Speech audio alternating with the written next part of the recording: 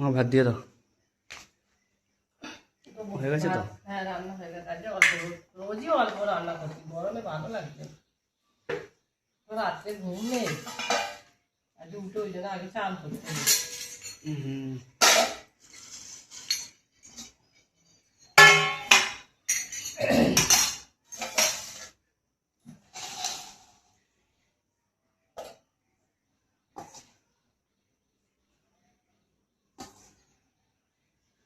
ভাত, ডাল, মাছের ঝাল, আলু ভাতে, আলু সেদ্ধ করে চোখা মতো করা হয়েছে।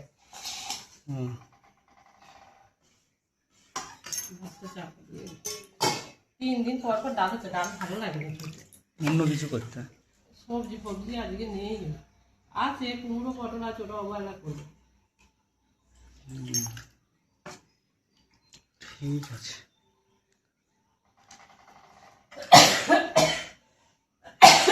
বাবা হঠাৎ করে কাশি এসে গেল,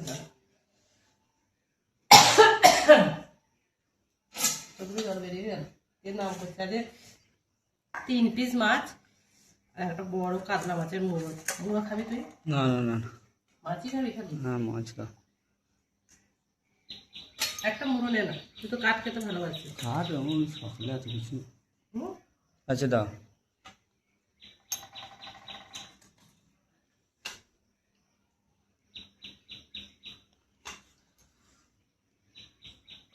আর কালকে তরকারি আছে, খাবি? না ওর আর ভালো লাগছে না, কালকে অনেক তরকারিটা বড় কিন্তু খেয়েছি। খুব সুন্দর হয়েছে বল। হ্যাঁ আর এই রান্না হয়েছে খা। টকের ডাল করবার ইচ্ছা, কিন্তু তোর ভাইয়ের জন্য এখন টক খাই অ্যাভয়েড করে সবাই জানে। হোমিওপ্যাথি ওষুধ খাচ্ছি। হ্যাঁ, কোনো টকই না দেয়াই ভালো। ঠিক আছে, আমি তাহলে খেয়ে নিই। টকের ডাল আলু ভাতেই ভালো লাগে বল। হুম। ও গলাটা কেমন হয়ে গেল পেছে।